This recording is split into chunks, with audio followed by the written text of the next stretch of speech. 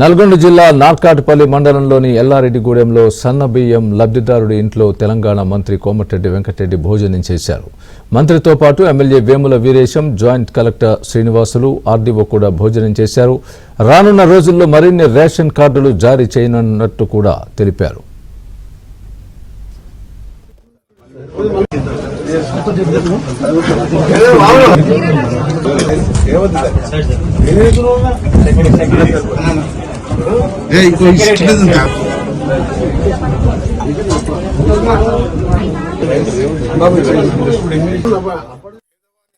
కార్యక్రమాలు చెప్పని gas cylinder 500కి ఇవ్వడం, ఉచితంగా బస్సు ప్రయాణం కానీ, 2 లక్షల రుణమాఫీ కానీ, రేపటికెళ్ళి రాజీవ్ వికాసం 6 లక్షల రూపాయల వరకు నిరుద్యోగ యువకులకు ఇచ్చే కార్యక్రమం కానీ, ఇవన్నీ చేసుకుంటూ 2 లక్షల రుణమాఫీ 20,000 కోట్లు మాఫీ చేస్తూ ఇవాళ ఇంకొక పేదవానికి వరం లాంటిది. ఇది సంక్షేమ పథకం కాదు, ఈ పేదవాని ఆత్మ గౌరవ పథకం. ఇప్పుడే చూసింది మీరు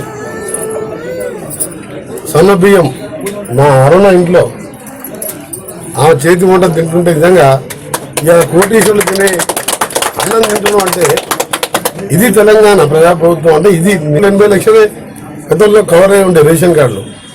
చనిపోయిన వాళ్ళ పేర్లు తీసేయలే, పుట్టిన వాళ్ళ పేర్లు ఎక్కియాలి.